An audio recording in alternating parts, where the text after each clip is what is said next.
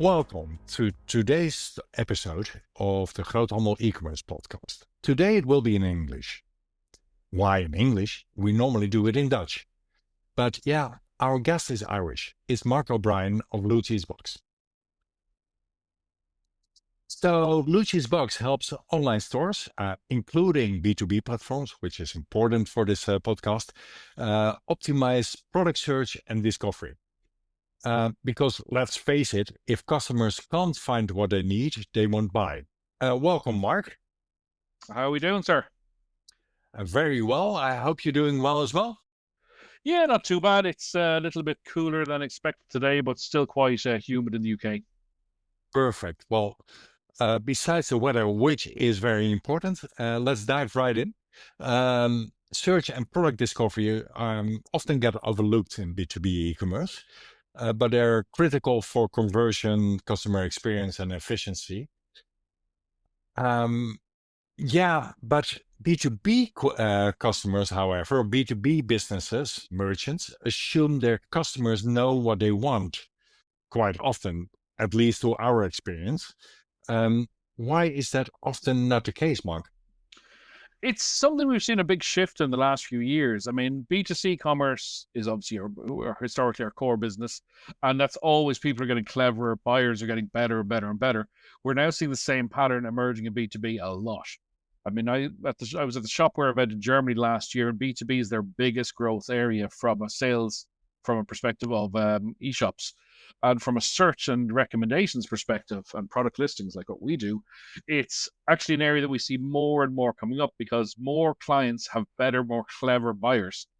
And if you can't attune to those purchasers and those buyers, you're not actually giving them the best service they want, and they go elsewhere. There's so many options now. Yeah. So the typical business case where they say they have their paper catalog and they know exactly what they want, they only want to punch in some SKU numbers, is not how it works anymore. It's interesting you say that because the example I'll talk about later on, one of the issues that particular client had was they have a lot of clients with old catalogs and they're putting in, say, product code 1, 2, 3, 4, 5.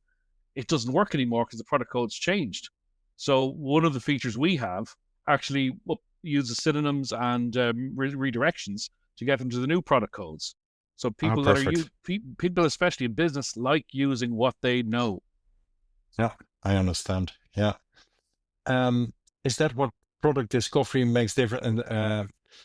For B2B makes it is a little bit different in comparison to B2C, or are there also other things that make product discovery different and maybe more complex for B2B in comparison to B2C?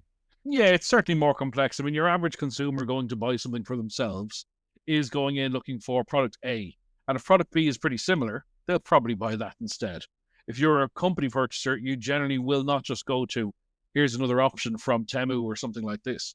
You want actually either the products you want or need or something that's very equivalent. So it's important that the recommendations are really accurate. And it's important that if you haven't something in stock, especially, that you are putting something in front of them that is something that's super relevant to what they're looking for. Otherwise, again, they're gone somewhere else. And you mentioned at the start, if you can't find what you're looking for, you're going to your second supplier. Yeah, I understand. Yeah. So, well, that's what you do as Luigi's Box, making sure that people can find the right product. What exactly do you offer then with Luigi's Box? Yeah, so we call ourselves basically a search and product product discovery solution. It was historically product recommendations.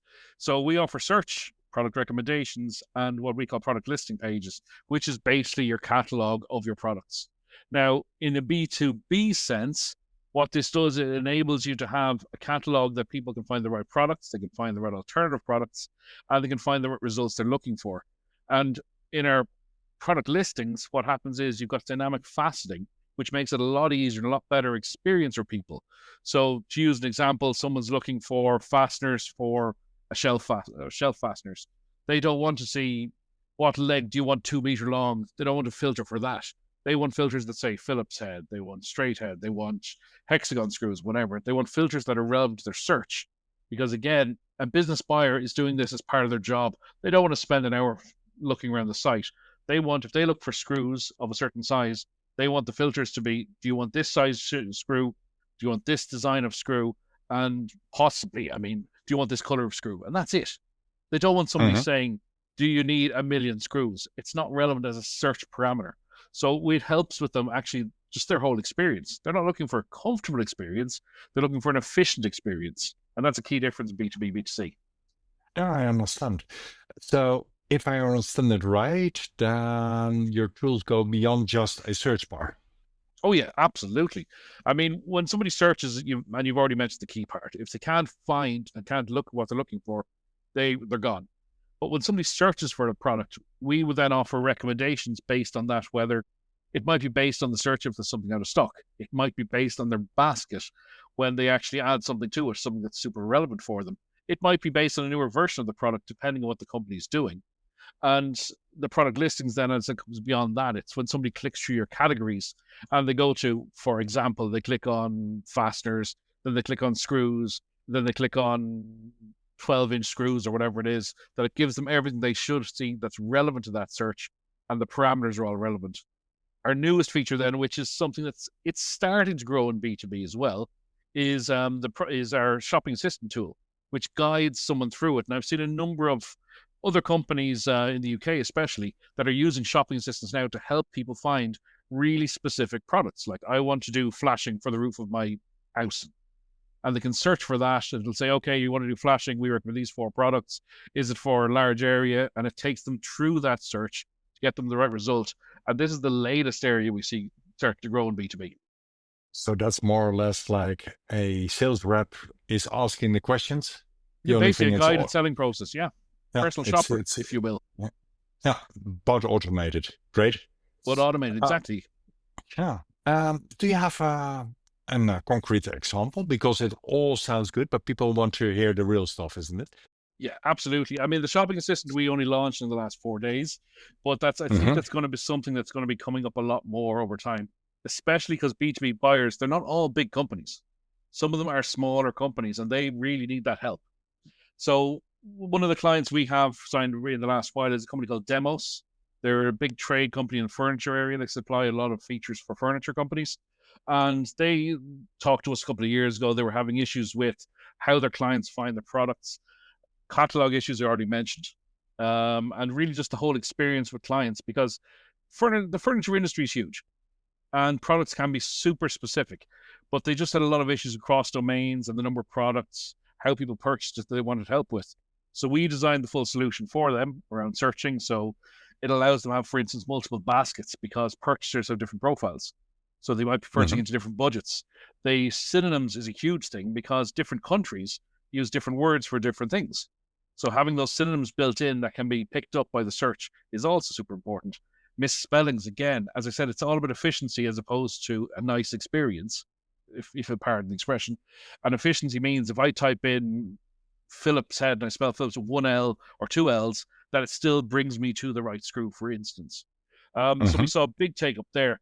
And also just general discovery on their site, because they were finding they're buying what they know, which is what a lot of B2B buyers do, but they've got better versions. Or maybe in the case of, and this is obviously more for the client's perspective, they've got higher margin goods they want to sell. So they can actually push a certain brand or push a certain type. So rather than somebody just typing in, I want product code 27356, bang, and just buying it, they're now saying 27356, search, there's that product, but also we have this one. And there may be a higher margin in that, or there may be more stock of that. And this is something, again, the demo saw with localizations, because warehouse A might have a lot more of a certain product. So you want to actually push that product instead of having a customer wait 3 days to get shipping. When they can ship today from this warehouse, they make 3 days to the other one, the experience is not as good. Especially, again, efficiency, it's all about. So if I tell you I can deliver from here today or from there in a week, you want to give them the example that gets it to them the fastest. So these were all different facets that were addressed by the solution we put in there. I can share the link with us after the call, so we can actually look at that. But there's a lot of different areas there. That would be good for the show notes. Great. Yeah. Okay. So a lot of results. Well, I think I have one question left. If you could give one tip to a B2B company struggling with product findability, what would it be? I would say immediately before you even start looking at finding a new solution, look at what your product catalog is and get all the information you have in your products in there and tell your suppliers to give you the full information on every product. Because what we see as the biggest problem is a company says, I want a better solution.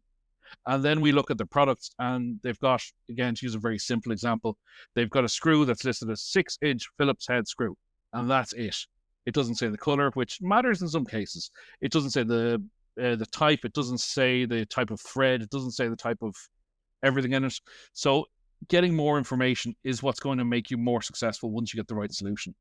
Because Perfect. to throw some numbers on it, for demos, for example, they saw 40% increase in search conversions. They saw 97%, and that's a huge number. And I mean, it always sounds ridiculous to say it, in average cart value from search sessions. I Wow. mean, nearly doubling. You make it more efficient, people will buy more from you. It's as simple as Yeah. that. And what you need for that is complete and high quality product information. Yes. Great. Well, Mark, thank you for sharing your insights. Well, one thing is very clear. It's no longer a nice to have great product discovery. That's what you really need. It's an essential, it's essential to compete, even in B2B or maybe in B2B even more. Mm-hmm. Well, to all those listeners, if you want to learn more, head to lucisbox.com. You'll find it in the show notes. Don't forget to subscribe to the podcast for more interviews. Thanks again, Mark, and thanks for listening. Yeah. Thanks, guys. Thanks for listening. Appreciate it.